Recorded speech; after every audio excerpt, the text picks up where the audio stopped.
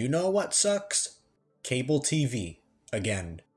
Yeah, I decided to go ahead and remake this video because I wasn't pleased with the original version, and I need to fix a few things and also add some new details and examples of why cable TV truly sucks. Most of all, the audio mixing and narrations were awful, so I had to redo this. Anyways, let's get started. Where do I even start? Might as well talk about the elephant in the room, the pricing. Nowadays, I believe the average cable bill is around $150 to $200.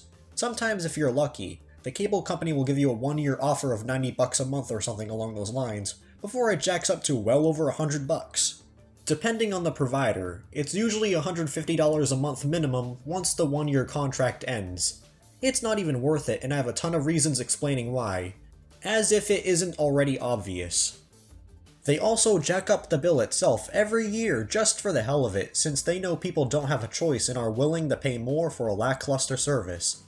Why isn't there an option to choose the individual channels you want to watch for a cheaper price? Some people only want to watch cable just for the sports, or just for the news, or just for the comedy, depending on the person's viewing habits. Paying for cable TV in this day and age is highway robbery, plain and simple. Oh, let's not forget the most fun part of all, carriage disputes.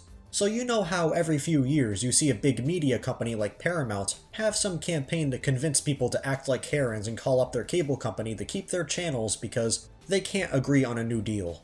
When in reality, it's Paramount's fault for charging a ridiculous rate for these services to carry their channels. How it works is that cable companies have to pay the media companies that actually own the TV networks such as Paramount, Warner Brothers, Disney, Nexstar, etc. a certain amount of money to actually carry their networks. Every so often, the media companies get greedy and want to raise their carriage fee to an absurd amount once the initial agreement ends, when it's time for renewal. Obviously, cable providers don't want to immediately give into that. So then, a PR nightmare ensues and the media companies will run these manipulative, one-sided ad campaigns claiming, X cable service is threatening to pull our networks, when in fact it's quite the opposite. It's actually the media companies themselves dragging their feet in the dirt. I'm not defending the cable companies because they do similar practices, but in this situation, it's the other party that's at fault. If the cable provider still doesn't agree to the unfair higher rate, the media company threatens to remove their channels from that particular service. Once the prior carriage agreement ends, they legally cannot broadcast these channels and must take down the feeds, as it would be copyright infringement to keep them up. At that point, the cable company either has the option to take the blow and drop a dozen or so channels from their lineup, or accept being blackmailed by the media company and agree to the carriage fee increase.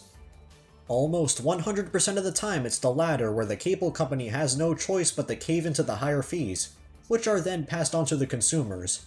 That's right, they pass it on to the subscribers by skyrocketing their customers' monthly cable bill. Ideally, and as a consumer, carriage disputes shouldn't be your problem because two mega corporations can't figure out a deal and are acting stubborn. There's also other, smaller charges tacked onto a traditional cable bill, such as retransmission fees from local stations in the market, carriage fees, regional sports fees, and rental fees to actually use the equipment. Cable used to be a hell of a lot cheaper over 20 years ago, but the price kept going up and up and up and up. They know people are willing to pay over $100 per month for garbage and are too sheepish to know when it's too much, so companies know they can keep overcharging people. I hate to say it, but sometimes it's the consumer's fault for enabling this type of behavior instead of standing up and saying that's enough. Don't even get me started on channel tiering. Out of everything, I think this is one of the most stupid gimmicks of cable TV. Who's to say Boomerang or MTV2 should be more expensive than all the other channels? The secondary channels are dying anyway and are net negatives. It's not like they're making bank off of all these stagnant networks. If you live abroad, let me know in the comments if cable services outside of the US have channel tiering and have all these dumb gimmicks and strings attached. I know some pay TV services have packages featuring a collection of a certain type of channel, which is slightly better. I swear the ISP industry is the most anti-consumer industry in the whole country. As a matter of fact, the telecom industry has the worst customer service out of any other place in the country. It rivals the DMV in terms of BS. They are so damn cheap and greedy it's not even funny. If they perform maintenance or a service blackout occurs in your area, they don't even deduct your bill or reimburse you in any sort of way. Nope, just a weak, meaningless apology. Oh, sorry. They also own a monopoly over cable wires in towns, counties, and even entire states. In my county, the only cable and internet providers available are Comcast and Verizon. That's it. Unless you want to count DirecTV and Dish for satellite, or the various IPTV services out there like YouTube TV. Over here, there's no Spectrum, no Optimum, and no Cox. Your options are very limited depending on your locale, so sometimes you're better off with an IPTV service like Fubo if you really need a cable service, such as if you're a sports fan. Cable companies also want to keep merging with each other, as if cable isn't a big enough monopoly as it is. For ISP options, this also goes for internet and not just cable TV. Not to mention, a good chunk of rural America has yet to receive broadband internet with adequate speeds, which is one of the biggest issues with ISPs. If you want a line constructed that connects to your house, they want you to pay thousands of dollars out of pocket in some situations. In the worst case scenario, your options are limited to satellite internet which has a data cap, 5G home internet which is hit or miss, and is deprioritized or slow DSL. I should also mention that Xfinity now wants to map out your home using your Wi-Fi signal to track motion for safety and security purposes. Just want to put that out there. We all know the real reason why they want to track us. Every single time they use safety as an excuse to justify invading privacy. Putting the cost and all the anti-consumer measures aside, I should also mention the content itself because that's what you're paying for. Most of the channels themselves are terrible nowadays, repeating the same few shows over and over again all day long with no variety. For example, MTV only plays ridiculousness and The Big Bang Theory of all things all day long, and Comedy Central mostly plays The Office reruns. Every entertainment channel seems to be overly reliant on marathons instead of having variety. Not to mention, so many channels will overplay movies and it's ridiculous. I'm watching TV to watch TV shows, not movies. If I wanted to watch a movie, I would tune into a movie channel or put in a DVD. Movies used to be a rare treat on cable, but now they've gotten out of control. More than half of Nickelodeon's schedule is movies, for example. A wise man once said, "In the future, there will be over 100 TV channels but nothing to watch." For as long as I can remember, a practice I hated most is after a show finished its run, a network will stop airing reruns and pretend as if it never existed. I honestly don't see what's so hard about channels airing older content too and having a little bit of variety like Adult Swim did before they got rid of the checkered past block. You don't need only new shows or the same old shows all the time. People will defend this on Twitter and say, "Oh, but the channels are actually smart for spamming the same shows all the time. It gets good ratings." It doesn't take a genius to schedule. They would get even higher ratings if the programming was actually diverse. Has it actually been tested? So let me get this straight. They expect you to pay well over $100 a month in exchange for rerun zombie networks and only a few channels that are actually worth watching? Are they actually high? I've seen fast channels and even local channels with better and more varied scheduling than this. That also extends to fan-run web channels. My thought process is if you're paying this much for cable TV, they should be going above and beyond to provide the most diverse and convenient TV scheduling possible. Because at the end of the day, you're paying them. You pay their employee's salary. That adds up to over $1,000 a year. They should be providing 5-star service around the clock and giving more power to the consumer. I also want to bring up the commercials. Cable TV shouldn't need to have commercials, period, because of how expensive it is. Only the fast channels and OTA channels should have commercials since they're free after all. For years, that was many people's biggest gripe with cable because you shouldn't have to pay to watch commercials. Think about it. What is the point in paying well over $100 a month to watch ads? If you're paying up the ass, it should at least be ad-free. They also repeat the same commercials over and over again to drive you insane. If you're poor, commercials are redundant since you can't afford the advertised product in the first place. The only things they should play in between shows are bumpers, station IDs, and promos, and maybe sponsors. On the other hand, I don't dislike commercial breaks as much as everybody else because it gives you time to use the bathroom or get a snack before the next show comes on. Since people usually get annoyed if you want to pause a show or movie if you're watching something with a group of people. Cable is not worth it at all. You're better off using antenna TV, free streaming services, and video sharing and live streaming sites such as YouTube and Twitch. Not to mention my personal favorite, quote-unquote, other means. Cable TV, in the US at least, is slowly dying. We all know it's on life support. It's the equivalent of that failing business in town trying to stay afloat, but struggles to make ends meet and will go to extreme lengths to remain open.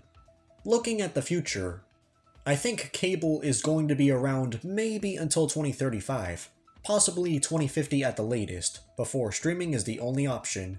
In the future, it's going to become an obsolete novelty just like landline phones. When I was a kid, I thought in the future we would have these high-powered cable boxes with built-in DVD, Blu-ray, and VHS players, and it also acts as a DVR system. Maybe that would have happened in an alternate timeline. Instead, we're in the timeline where the medium is being left behind. Select cable providers are gradually transitioning to IPTV services, even DirecTV. Some providers are switching over to internet plans only and offering new customers YouTube TV instead of traditional cable services. I wonder if things will go full circle in the future with people going back to television and physical media becoming popular again because of streaming repeating the same mistakes as cable, most notably the price hikes. The media landscape is always changing, so who knows? I already made a whole video about the issues with streaming, so feel free to check it out. Before streaming existed, what was on TV was what was on, unless you had a DVR or instead watched on physical media like VHS and DVD. You either were less fortunate and had antenna TV, which was spotty and had significantly less content to offer, or were more fortunate and had cable or satellite. All it cost back then was usually an affordable $60 for basic and a little higher if you wanted the premium channels like HBO. On demand wasn't really a thing until the mid-2000s either, and it was basically the predecessor to streaming. Before watching content on the internet became a viable option with websites such as YouTube, Hulu, and Netflix, we were stuck having to watch shows and movies on television. These services existed before the 2010s and started in the mid-2000s. However, they didn't catch on until a few years later since internet speeds back then were unreliable and sluggish. It was slower than some old person holding up the line and picking out lottery tickets at the convenience store. By this time, dial-up has been mostly phased out in favor of DSL internet, which was still slow but miles better than dial-up. The game changer was fiber internet, which became commonplace in the 2010s and made streaming the superior option. You could now watch what you want, for the most part, when you want, and where you want, so live TV became redundant as time went on. Cable's downfall began in the mid to late 2000s, but didn't become noticeable until the mid-2010s. It was pretty decent for a few decades up until it went more downhill than a ski resort slope. The constant price hikes, hidden fees, and overall scummy business tactics really pushed people to switch over to internet and streaming only. It was even reported that if you threatened to cancel your subscription, some companies like Comcast would bribe you to stay with special offers, promotions, and discounts to get you to stay with them. Fast forward to today, and there are dozens more better alternatives such as streaming services, video sharing sites, piracy, and even antenna TV. Want to know why so many people jumped ship from cable so fast to these superior services? Cable itself was getting worse over time and people needed an inexpensive alternative with loads of content to offer. Cord-cutting options are a lifesaver, and now we can enjoy all the content we desire for an affordable price, even for free in some cases. New generations, like millennials, starting to raise families are finding alternatives to cable TV, and older generations that still watch it are gradually cutting the cord. The only demographics carrying cable TV are baby boomers and Gen X. Maybe a handful of millennials, but that's being generous since most younger people are using streaming services or free sites instead. In my opinion, OTA TV is way better these days, despite its flaws being signal interference and the new ATSC 3.0 standard approaching, which has DRM encryption making it so you can't DVR shows, and certain tuners straight up won't work, and will become your new expensive paperweight. I might make a separate video just to talk about ATSC 3.0 once more new developments come out. The only other issue with OTA besides spotty signal areas is that too much content is exclusive to cable TV at the moment. It's not like the 1980s where OTA and cable usually shared the same content. For example, you're not going to find, I don't know, SpongeBob or Breaking Bad or Gumball or Game of Thrones on OTA TV. Not to mention the more popular shows like Family Guy and Bob's Burgers no longer being in syndication because Disney is greedy. Less than half of the people living in the US have a pay TV subscription anymore, so it's suffering a slow and painful death. It's the cable provider's own fault and they shot themselves in the foot, especially with the constant price hikes.